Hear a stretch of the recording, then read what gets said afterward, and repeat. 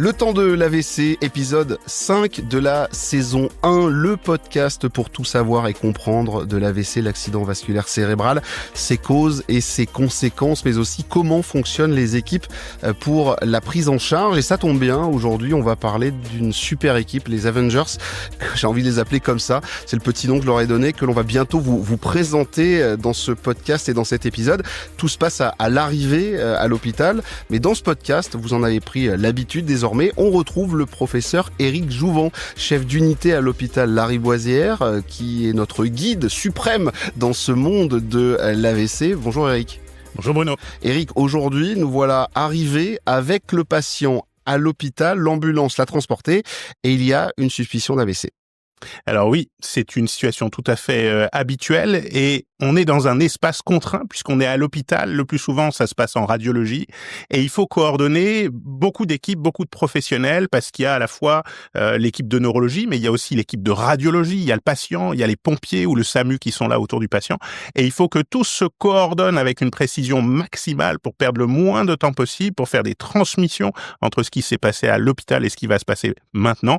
Et tout ça, ça doit être fait à la seconde près. Et effectivement, il y a une équipe pour ça et notre professeur nous a ouvert les portes de son équipe. Cette équipe professeur, nous sommes allés la rencontrer, on a même pu la suivre dans son activité. Alice Milo, notre reporter, nous plonge en inside avec l'équipe AVC de l'hôpital Lariboisière. On va descendre la table. On la passe dans la cabine dans 5 minutes. D'accord. Mais son examen étant long, elle ressort que dans 30-40 minutes. Ok.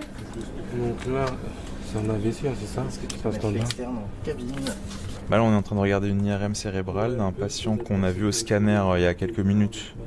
Donc là, c'est une photographie de son cerveau. C'est ça, c'est une photographie de son cerveau qui nous permet d'avoir des informations sur la nature des tissus et notamment dans le cadre de l'AVC sur la souffrance ischémique des tissus qui n'ont plus d'oxygène.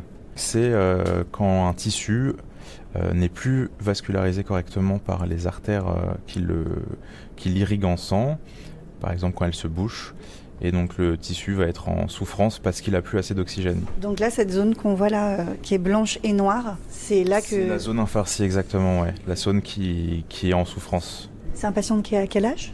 Alors il a 38 ans. C'était effectivement un patient qui s'est présenté aux urgences pour malaise avec des céphalées inhabituelles chez un patient qui était hyper tendu. Donc là, a priori, il devrait monter aux soins intensifs ? Oui, a priori c'est ce qui devrait lui arriver de passer aux soins intensifs de neurologie. Il y a pas de Je peux vous demander de vous présenter ? Oui, moi je suis le docteur Garnier. Ça va, monsieur ? Restez avec moi.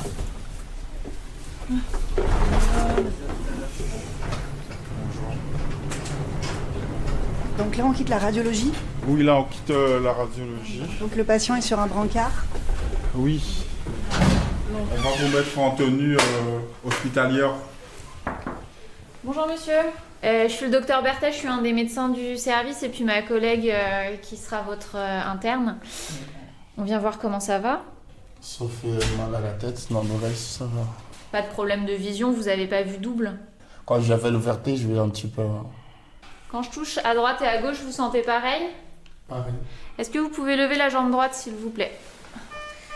Bon, vous avez compris ce qui vous est arrivé ? Pourquoi vous êtes en neurologie là ? J'ai fait une AVC sur la tête et tout ça. Ouais. Donc vous avez fait un AVC effectivement ischémique, donc c'est-à-dire qu'il y a une artère dans le cerveau qui s'est bouchée, il y a un caillot qui est venu boucher une artère. Et votre AVC, il est dans une zone qui est à l'arrière du cerveau et qui contrôle l'équilibre, qui s'appelle le cervelet. Donc c'est pour ça que vous avez eu des problèmes d'équilibre ce matin.